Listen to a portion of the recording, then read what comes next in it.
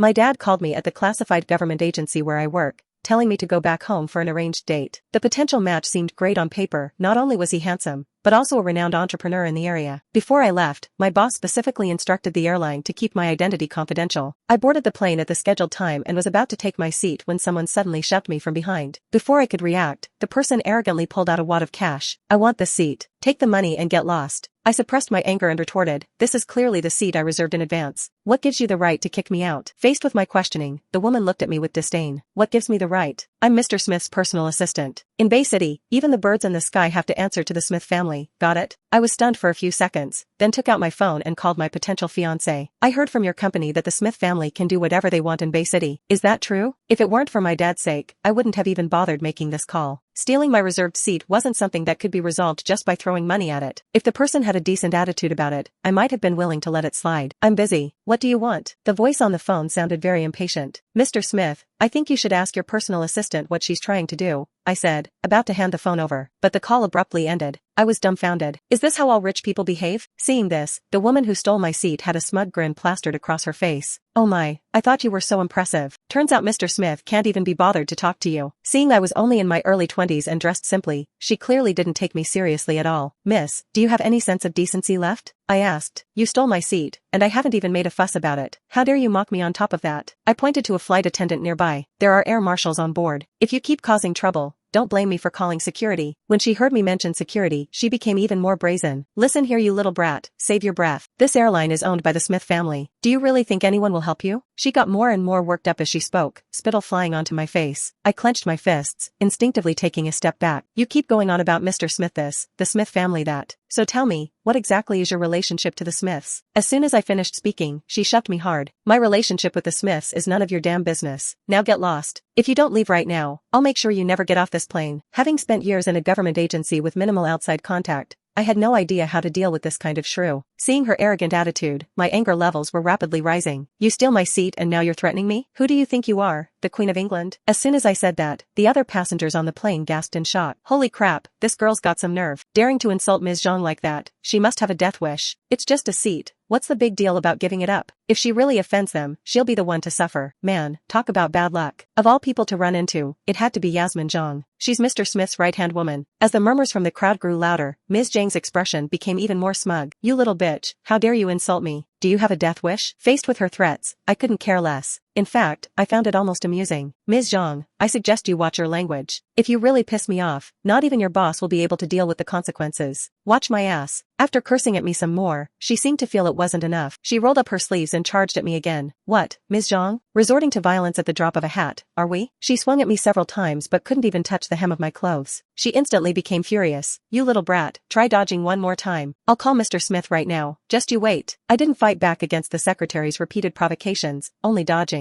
It wasn't because I was afraid of her, but because before I left the agency, my boss had repeatedly instructed me. "Your every word and action represents the image of our agency. When you're out there, don't get into conflicts with others no matter what." Besides, I didn't know how to fight. Either I don't act at all, or I go for the kill in one strike. Seeing that I wasn't saying anything, Ms. Zhang thought I had chickened out. She raised her hand and charged at me again. At the critical moment, a roar came from behind. "Stop right there. Yasmin Zhang, you're my personal assistant. How can you casually start fights in public?" A tall, muscular young man, surrounded by bodyguards, strode quickly to where we were standing. "Are you William Smith?" I asked. I carefully examined the man in front of me. I had to admit, my dad did have good taste. He was wearing a tailored suit, with sharp, chiseled features. If I had to find any flaw, it would be the cold look in his eyes as he gazed at me. "Mr. Smith, since this is our first meeting, please allow me to briefly introduce myself. My surname is Chen, given name Jessica. I'm from—" "No need." William impatiently waved his hand to cut me off before I could finish. "We've met now. We're not compatible. Get off the plane." At that moment, I almost thought there was something wrong with my ears. I had gone through layers of approval from my agency superiors to take even half a day off. We had barely met, and he wouldn't even let me finish introducing myself before telling me to leave. He was clearly treating me like an idiot. Thinking about this, my temper immediately flared up. "You must be William Smith, the man my dad set me up with for this arranged date, right? Isn't it a bit rude to not even let me finish speaking before asking me to leave?" Hearing my words, William let out a derisive laugh. "Manners? Why don't you take a look in the mirror? Do you really think you're worthy of me?" He glanced at me disdainfully. I don't know what my dad was thinking, wanting me to marry some trophy wife like you. With those words, the crowd erupted once again. What? This girl is actually Mr. Smith's fiancé? This is unbelievable. A country bumpkin like her who's never seen the world, dreaming of marrying into a rich family? She should take a good look at herself and see if she's worthy. Mr. Smith is the most eligible bachelor in Bay City. I, Lily Roberts, will be the first to object to this marriage. As the murmurs from the crowd grew louder, I was a bit bewildered. When did I ever say I wanted to marry him? Even if I did want to, it would still require approval from my superiors. All right.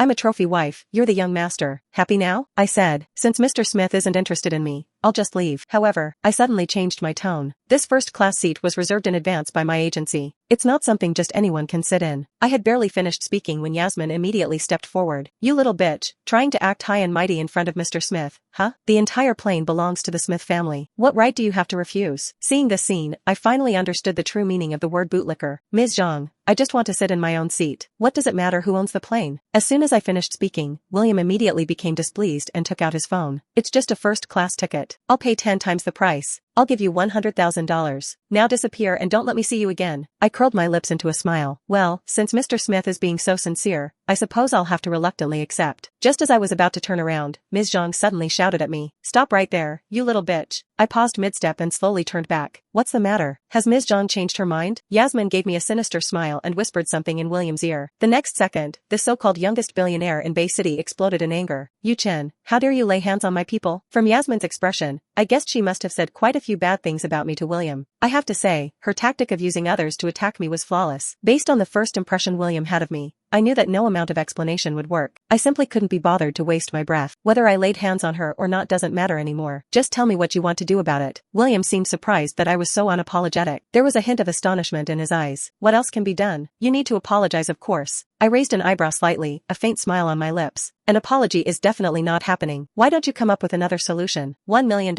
Yasmin exclaimed gleefully, stepping forward. As Mr. Smith's personal assistant, I handle multi-million-dollar deals in minutes. Just because you pushed me earlier, I'm feeling unwell now. You have to take responsibility. Hearing Yasmin's words, the onlookers around us gasped in shock. Even William himself seemed surprised. Ms. Zhang, isn't $1 million a bit much? He asked. Even if you went to the hospital for a full body checkup, it wouldn't cost nearly that much. Yasmin immediately waved her hand. No, Mr. Smith, you're thinking too narrowly. As your personal assistant, I was assaulted on your family's own plane. It's not just my face that's been lost. Asking for just $1 million in compensation is already being merciful to her. William pondered for a moment, feeling there was some logic to it, and nodded slightly. Fine, $1 million it is. I'll pay it. I didn't give them time to reconsider and immediately agreed. All right, I accept. With those words, the eyes of everyone on the plane focused on me. Some thought I was putting on airs. Some suspected I was playing dumb to catch them off guard. The rest were just gloating. But these opinions didn't matter much to me. What mattered was that someone was trying to steal my seat. Although they offered over 10 times the price, their attitude really pissed me off. Now that we've settled the pushing incident, shall we discuss the seat issue? I asked. Suddenly changing tack, I couldn't help but smirk. My itinerary was reported to the airline. Did you think just anyone could sit here? As soon as I finished speaking, laughter erupted around us. Has this girl lost her mind? It's just a first-class seat. Who needs to report that to anyone? Exactly. The entire airline belongs to the Smith family. Who else could she possibly report to? I coldly swept my gaze across the crowd before slowly speaking. Everyone seems to think the Smith family is so wealthy and powerful that they can buy out an entire airline, right? Well then, I'd like to know, can Mr. Smith make the plane stop? I grinned. He can't, but I can.